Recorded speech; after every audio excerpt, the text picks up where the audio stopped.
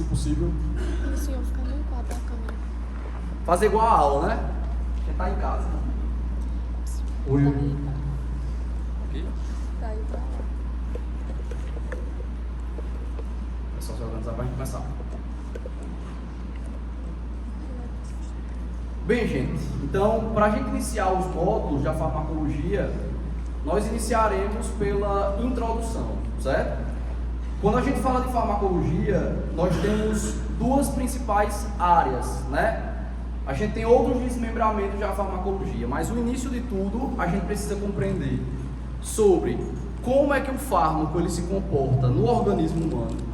E posteriormente, né, com Nayana, a gente vai entender um pouco sobre como é que se dá a interação fármaco-receptor e como essa interação ela vai desencadear uma resposta farmacológica. Então, o primeiro assunto que a gente trabalha é a farmacocinética. Quando a gente fala de cinética, pessoal, a gente fala de quê? Movimento. Então, quando a gente fala de farmacocinética, se a gente for pegar a base da palavra, a etimologia da palavra, farmacocinética é esse movimento do fármaco durante o organismo, certo? Durante esse trajeto que ele percorre ao longo do nosso organismo. Então, a gente precisa entender, porque quando o fármaco ele passa por esse trajeto, uma série de modificações físico-químicas elas vão sendo estabelecidas. E por que eu preciso entender dessa farmacocinética? Porque isso pode influenciar diretamente na minha resposta terapêutica. Então, a depender da quantidade que chega ou que não chega ao local de ação, nós podemos ter interferência direta no processo de resposta. Então, por isso que a gente precisa entender esse mecanismo, esse comportamento e quais são os fatores que podem influenciar diretamente nesse processo.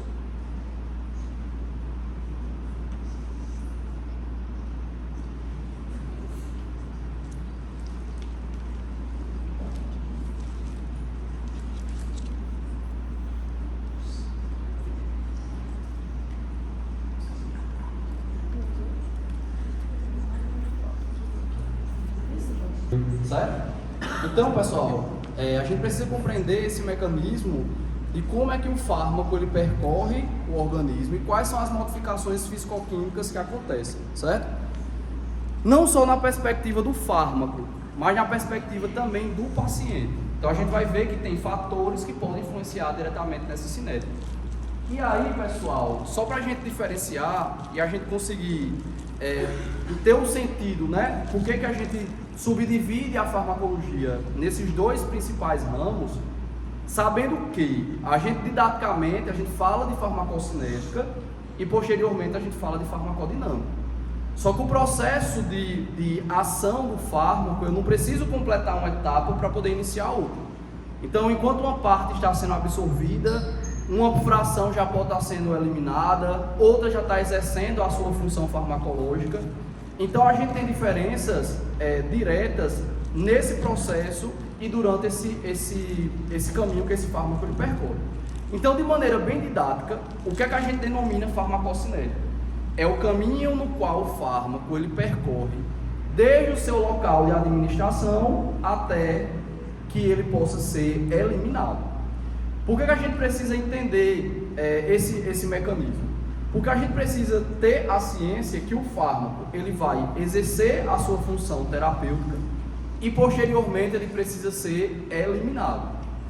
Se eu tenho, por exemplo, um paciente com qualquer comprometimento no processo de eliminação, a gente vai ter o aumento desses metabólitos produzidos durante esse processo, né, que prepara o fármaco para ser eliminado, e isso consequentemente pode influenciar diretamente na sua toxicidade. Então eu preciso entender que o fármaco ele tem que agir, tem que exercer o seu efeito e posteriormente ele precisa ser eliminado, certo? Então quais seriam as fases da farmacocinética? A absorção, depois que o fármaco ele é absorvido, a gente tem a distribuição, posteriormente que o fármaco ele é distribuído, ele vai ser biotransformado, ou seja, ele vai ser metabolizado e por fim a gente tem o seu processo de eliminação. Tranquilo? Já quando a gente fala de farmacodinâmica, nós estamos falando de interação fármaco-receptor.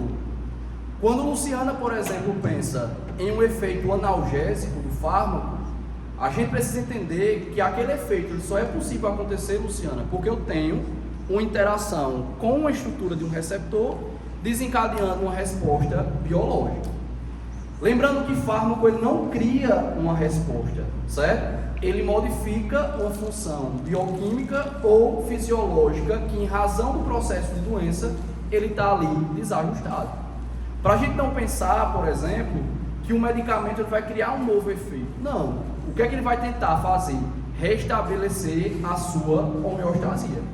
Então, quando a gente está com dor de cabeça, quando a gente está com processo inflamatório, quando a gente está, por exemplo, com uma desordem de origem bacteriana, então a gente está tentando restabelecer a homeostasia daquele órgão, daquele tecido. Por isso que a gente utiliza medicamentos, certo?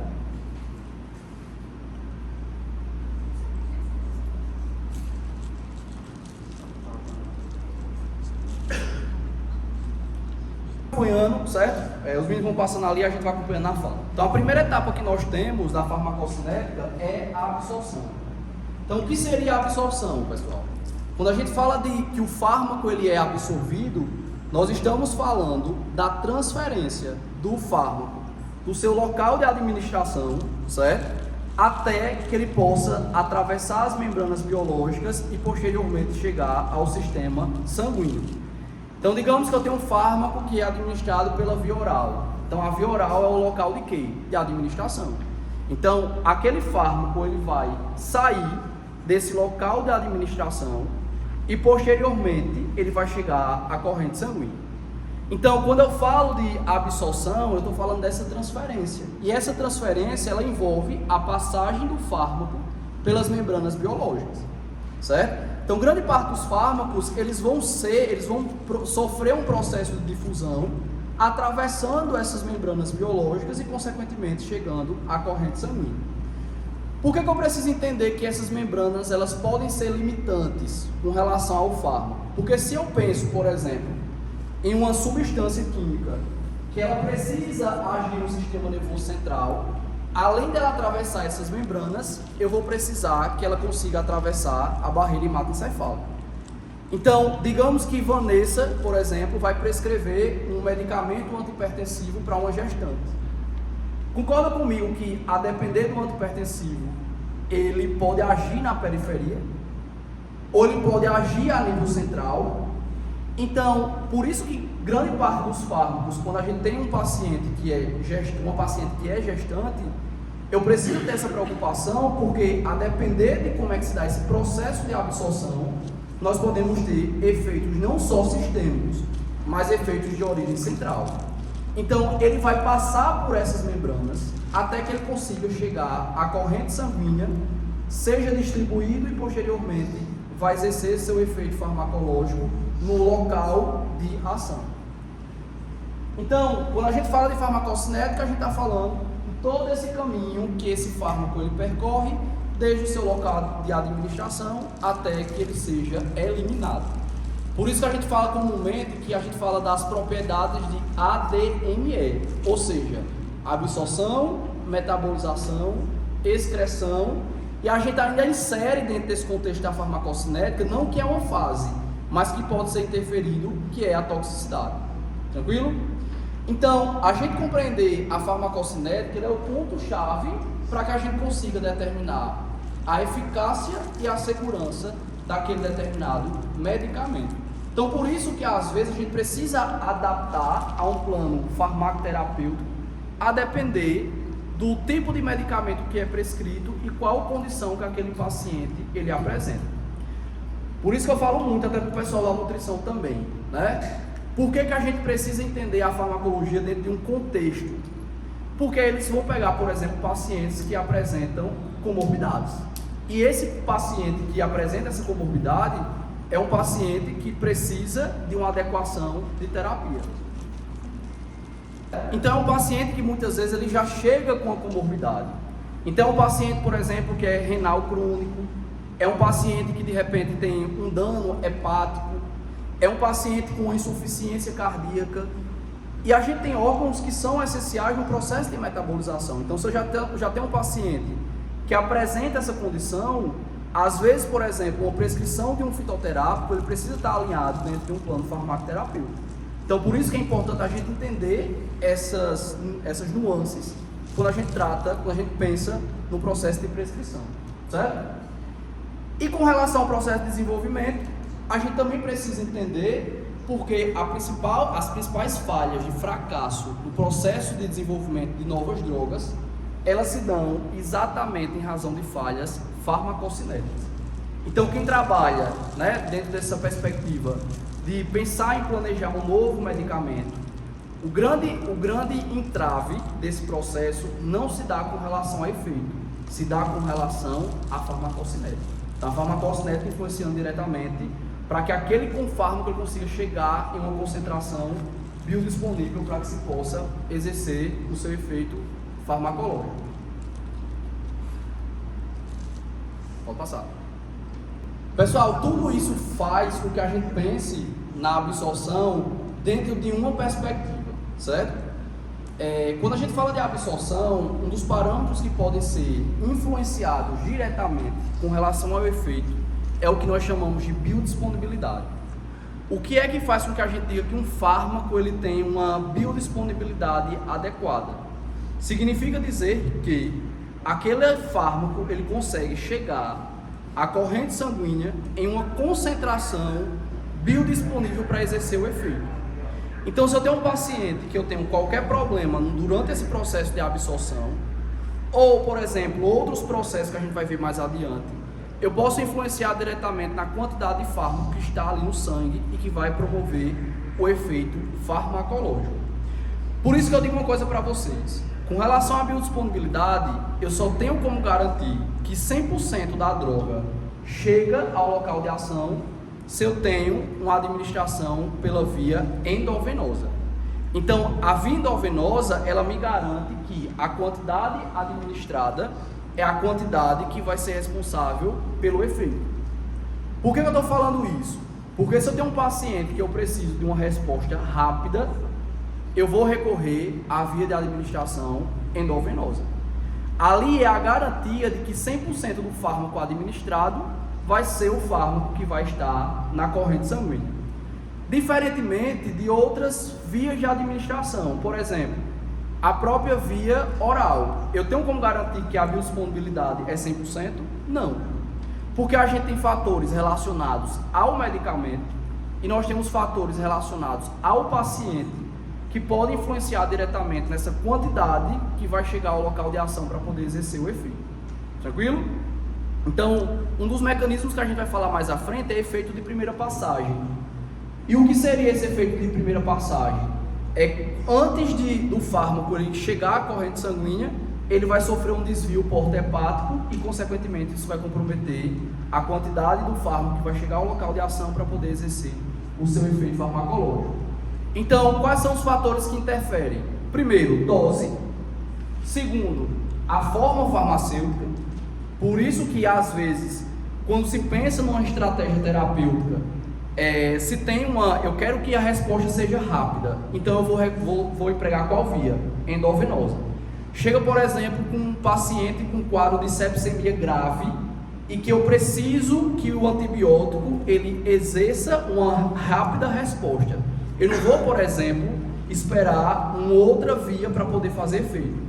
Não só pela questão da necessidade de uma resposta mais rápida, mas também muitas vezes a gente pega um paciente que não tem ali como se fazer um acesso enteral, Então, o acesso venoso é justamente porque aquele paciente lá apresenta uma condição, precisa de vários medicamentos na terapia e eu preciso de uma resposta mais rápida. Além disso, a gente tem outros fatores que estão relacionados com a tornar esse processo de absorção incompleto, Que a gente já discutiu muito, como por exemplo, o próprio pH. E o pH, pessoal, ele pode ser influenciado por diversos fatores, inclusive fatores patológicos.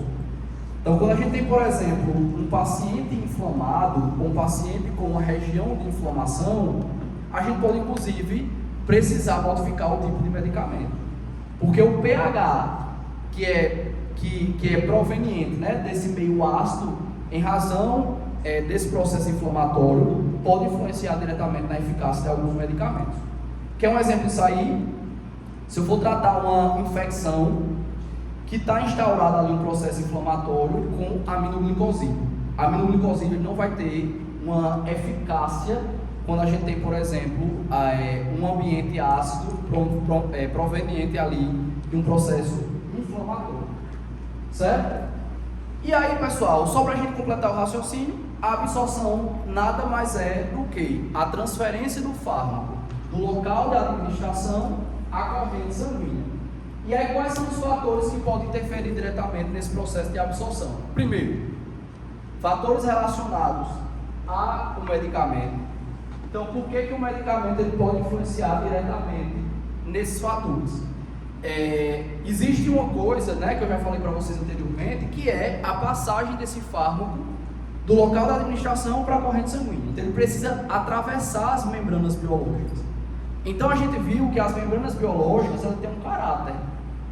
E esse caráter, né, que tendencia a uma lipofilicidade, ele influencia diretamente na absorção do meu fármaco. Então, fármacos que têm uma lipofilia maior, ela vai conseguir transportar melhor, atravessar essa membrana de maneira mais fácil. E essa lipofilicidade, quem é que determina? É a estrutura do fármaco. Um outro fator que pode influenciar é o peso molecular. Então, moléculas muito grandes, elas não conseguem atravessar as membranas. Um exemplo disso, a própria glicose. Então, a glicose, ela é uma substância, né, que ela é essencial para o metabolismo energético. Então, a gente tem órgãos, por exemplo, que tem uma necessidade direta de glicose. Então, por exemplo, o sistema nervoso central, certo?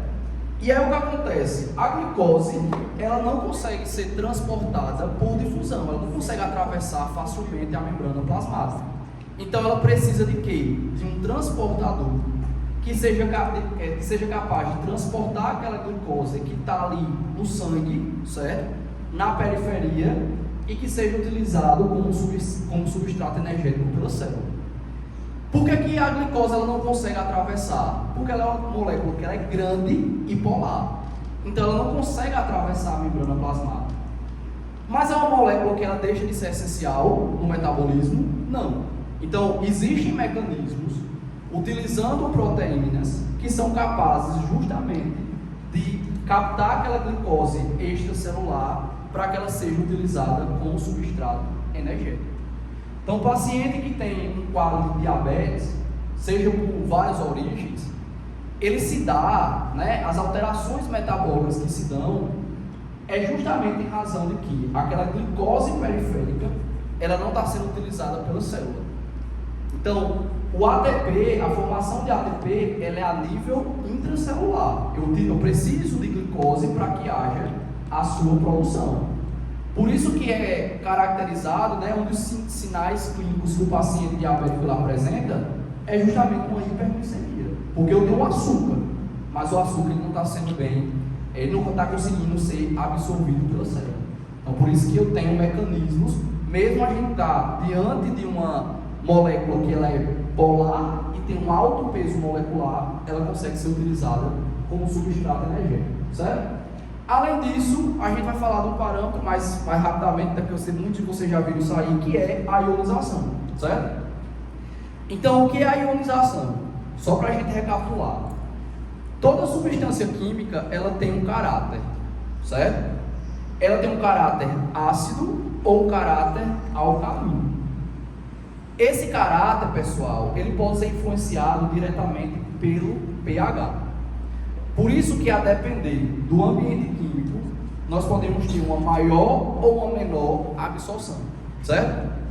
Então, o que seria essa ionização?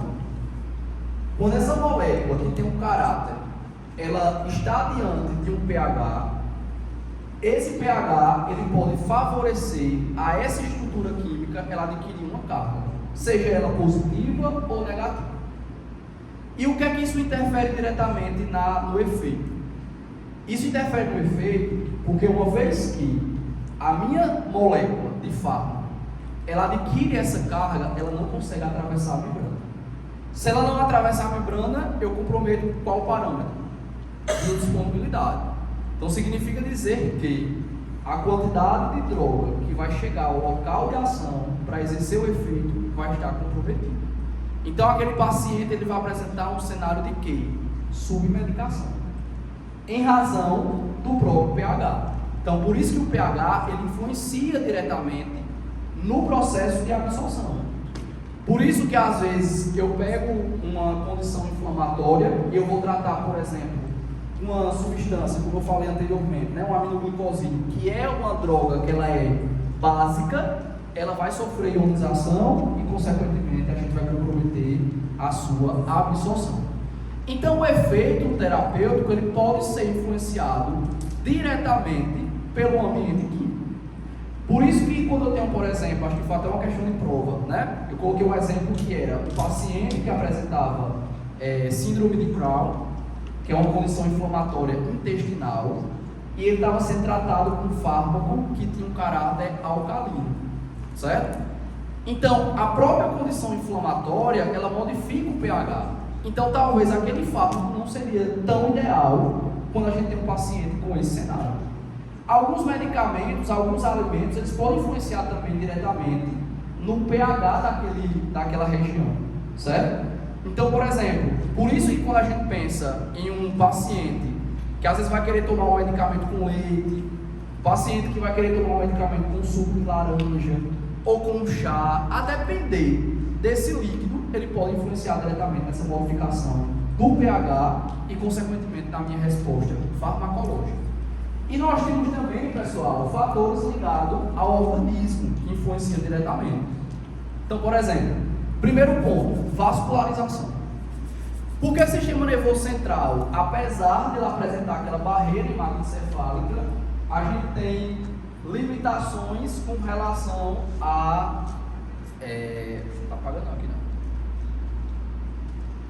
Central, por exemplo, é uma região que ela tem apesar de nós termos, né, a possibilidade de ter uma membrana que vai ter essa função de reter o que vai chegar no sistema nervoso central, ela consegue, por exemplo, ter uma alta biodisponibilidade, porque a gente tem uma região altamente vascularizada. Por que tratamento de condições ósseas é muito mais difícil de ser realizado? Porque a gente tem um tecido com baixa vascularidade. Então, quanto maior a vascularidade, maior vai ser esse processo de distribuição e de absorção também.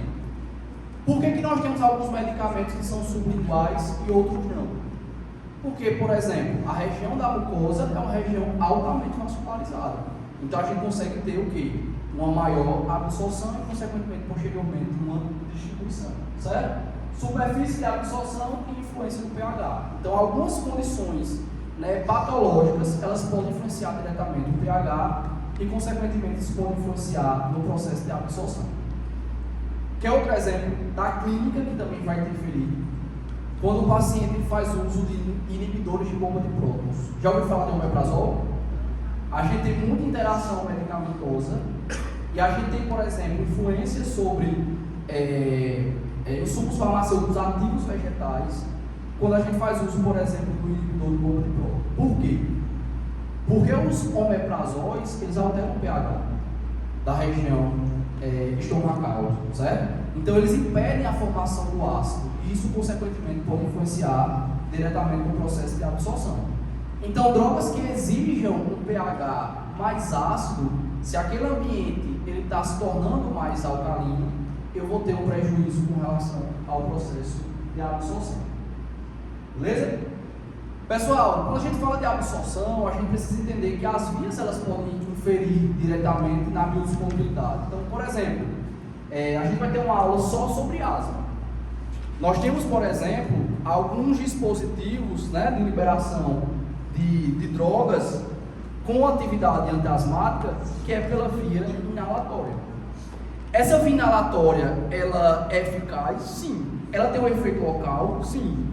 Mas em relação ao pulmão ser uma região altamente vascularizada, se a gente não utilizar aquele dispositivo de maneira correta, nós podemos ter interferência diretamente com relação ao efeito sistêmico.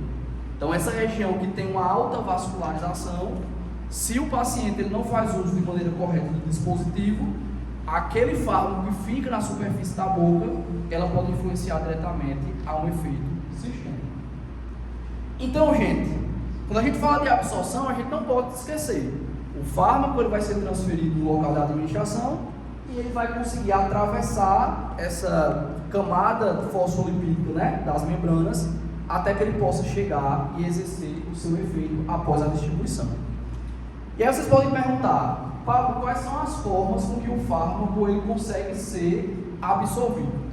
Primeiro de tudo, grande parte dos fármacos eles são absorvidos por difusão simples. O que seria isso? Seria justamente a sua passagem pela bicamada fosfolipídica a favor de um gradiente de concentração sem gastar energia. Ou seja, o meio mais concentrado para o meio menos concentrado, o fármaco vai sair do local extracelular para o meio intracelular, de maneira passiva, sem haver gasto de energia. Todos os fármacos eles passam dessa forma? Não. Então, fármacos que apresentam lipofilia adequada, fármacos que apresentam tamanho molecular adequado, eles conseguem atravessar por difusão simples. Quando a gente não tem, pessoal, a difusão simples, a gente tem a difusão facilitada. Então, por exemplo, a glicose. A glicose é uma molécula grande, polar, e ela não vai conseguir o quê? Atravessar essas membranas sem ter o auxílio de uma proteína. Então eu tenho as permeases que vão ter essa função de captar aquela glicose que está no sangue para que ele seja utilizado pela periferia, né? Sai da periferia para que ele possa ser utilizado pela célula, certo? Como substrato energético. Então, se não houvesse a presença dessas permeases, essa glicose ela não poderia ser utilizada como substrato energético. Por que o paciente ele descompensa quando ele tem diabetes? Porque a principal via de formação de energia se dá pela glicose. Não é a via metabólica que produz maior energia, mas é a mais rápida. Então, quando o paciente ele tem um processo, tem um distúrbio, né, metabólico, como por exemplo a própria diabetes, significa dizer que ele não está conseguindo utilizar a sua principal forma de energia. Então, a glicose ele tem, mas ele não consegue o quê? Ser absorvida, certo? Então eu tenho uma glicose, mas essa glicose ela não está sendo utilizada com essa finalidade energética, certo? E aí por que ele começa a descompensar? Porque ele sai do metabolismo do carboidrato e ele entra no metabolismo o quê? Lipídico. E aí o metabolismo lipídico ele começa a produzir corpos cetônicos, é um principal indicativo de que aquele paciente está metabolicamente desestabilizando. Porque eu mostro que ele não está mais utilizando a glicose como substrato energético. Ele está utilizando o quê? O metabolismo lipídico para fornecer energia, certo? Então, quem é que promove isso aí? É a insulina. Então, quem é que sinaliza esses transportadores? É a insulina.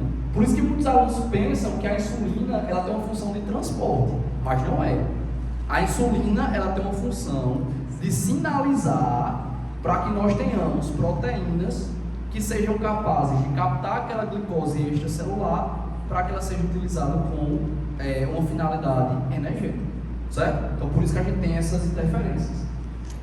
E outras formas de a gente ter também essa passagem do fármaco do local da administração para a corrente sanguínea vai ser por transporte ativo, certo? E o que seria o transporte ativo? Seria a passagem do fármaco do local menos concentrado para o mais concentrado, só que para que isso aconteça eu preciso gastar energia, certo?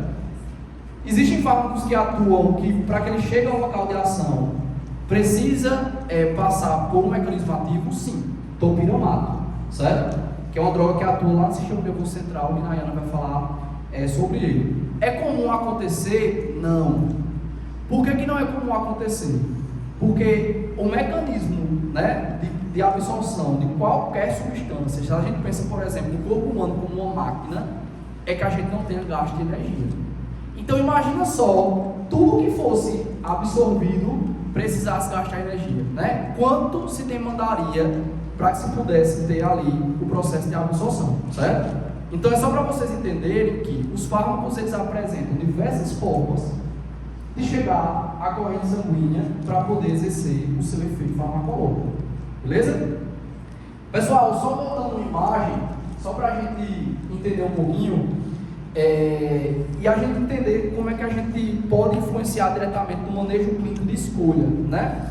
Não só de fármacos, mas também fármacos de origem vegetal. Por que eu estou falando isso? Às vezes a gente acha que tudo que é natural é saudável. Todo mundo tem uma falsa percepção de que, às vezes, a depender da condição clínica daquele paciente, não necessariamente precisa se entrar com a terapia, né? Uma terapia farmacológica convencional, né? Pode-se tentar tratar ali com uma terapia complementar. A fitoterapia ela entra como uma estratégia complementar. E aí o pessoal acha que tudo que é saudável, tudo que é natural, não oferece risco. Isso aí é um grande erro de se pensar. Então a gente tem inclusive muitas drogas que são de origem vegetais e que, se não forem utilizadas da forma correta, a gente tem um dano tão prejudicial quanto um fármaco ali de origem sintética. Por que eu estou falando isso aí? Porque, a depender do tipo de paciente no qual a gente está visando tratar, essas questões farmacocinéticas elas precisam ser levadas em consideração. Imagina só, eu tenho uma paciente gestante, né? Voltando ao exemplo da gestante, e aí eu sei, por exemplo, que ela tem uma determinada comorbidade e o fármaco, por exemplo, ela pode influenciar diretamente uma alteração neurológica. Por isso que o sistema nervoso central ela vai ter esse revestimento. Ele tem esse revestimento, Sabrina, justamente para que a gente tenha uma porta de controle entre o que entra e o que sai do sistema nervoso central. Imagina só se tudo que a gente consumisse, ele tivesse um acesso central. O tanto de disfunções neurológicas que a gente teria, né? Porque é uma região que ela é vital. Então eu preciso ter essa membrana para controlar isso aí. Senão, qualquer substância ela poderia ter acesso. E, consequentemente, várias desordens elas poderiam ser manifestadas em razão disso aí. Então a lipofilia ela é um ponto crítico quando a gente vai pensar, por exemplo, se ela vai precisar ter efeito ou não no sistema nervoso central. Porque às vezes, por exemplo, eu tenho uma condição, sei lá, eu tenho um paciente com ansiedade.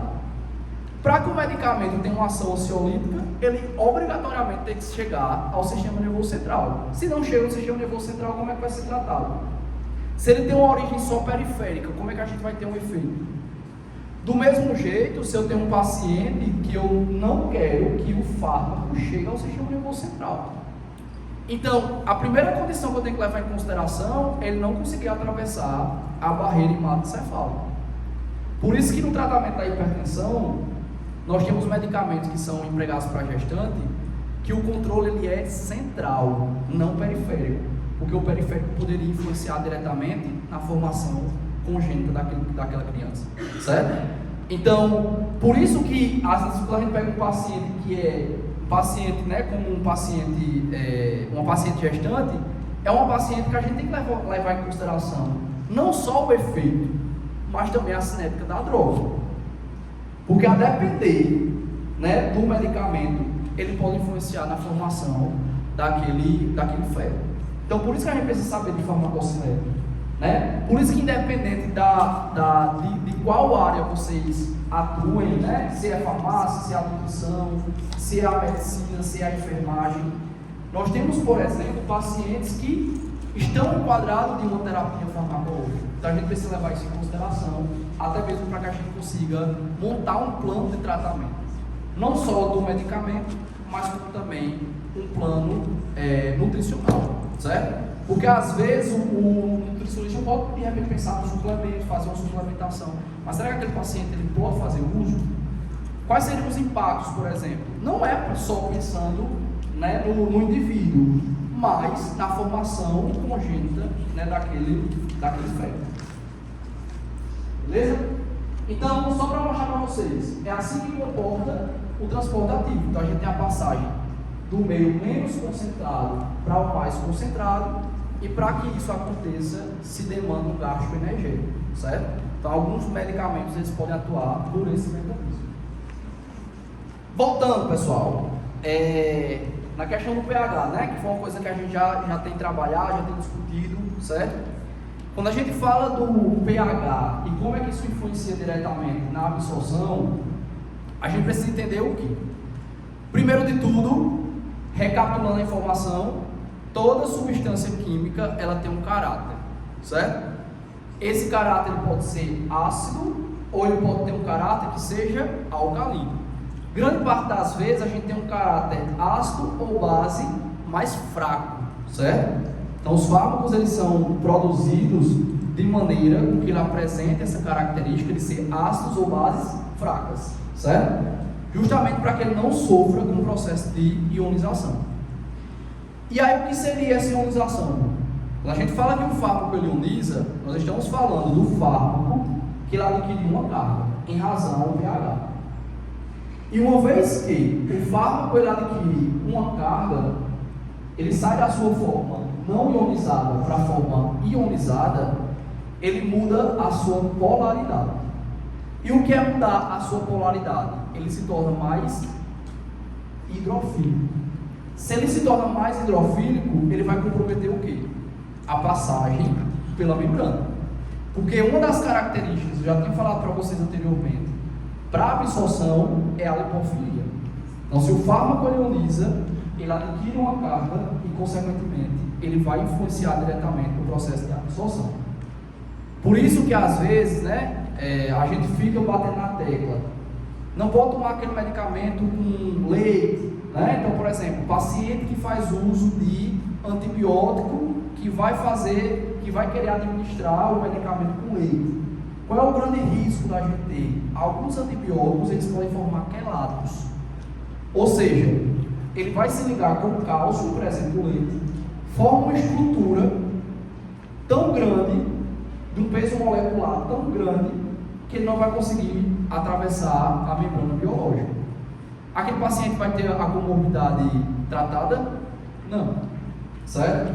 Justamente por conta do nutriente, do alimento, interagindo diretamente com o fármaco. Certo? Do mesmo jeito, outras substâncias, né? Então, por exemplo, chá verde, o próprio café.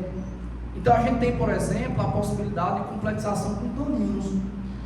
Esses taninos, inclusive, são chamados de compostos antinutrientes.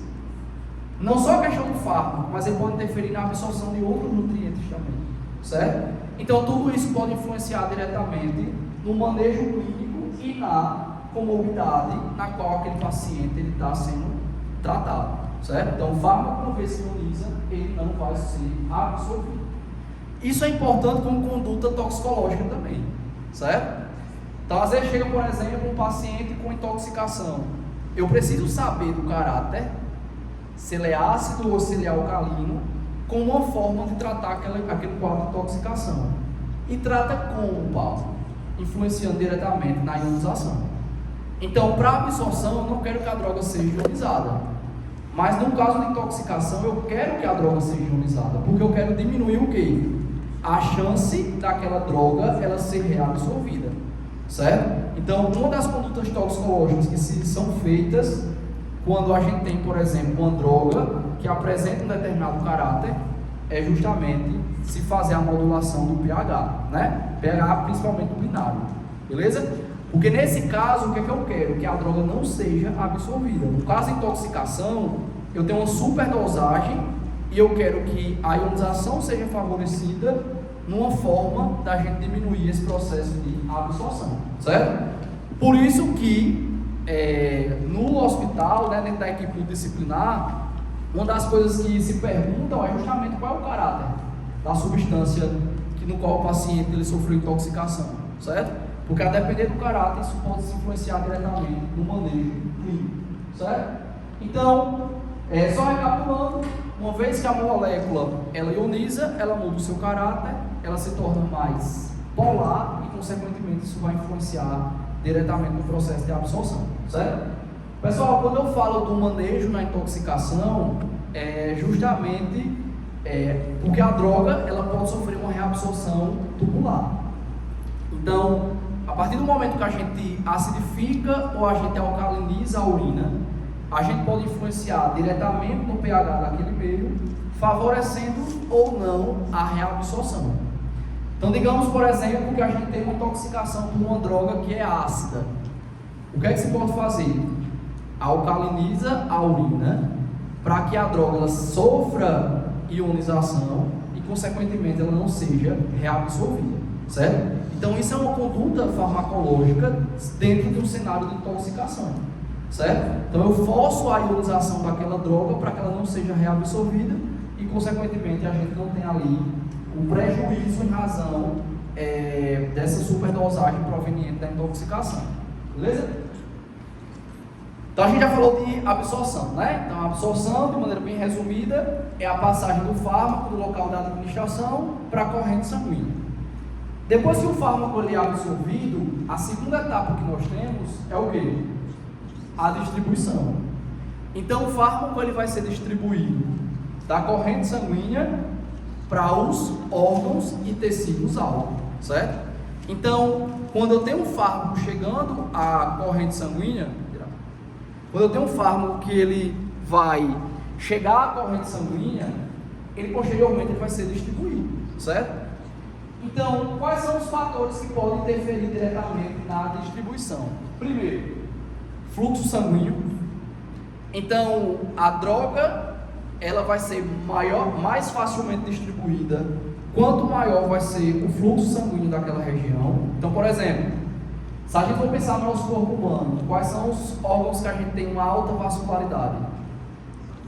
Fígado, coração, sistema nervoso central, né, o cérebro. Então, os tecidos que têm uma alta vascularidade são regiões que vão ter um maior acesso à droga, certo? Do mesmo jeito que ela chega mais rápido, ela também vai ser eliminada mais rápido, certo? Por isso que a gente tem uma interferência direta no volume de distribuição. Tranquilo? Qual é o outro fator que a gente influencia?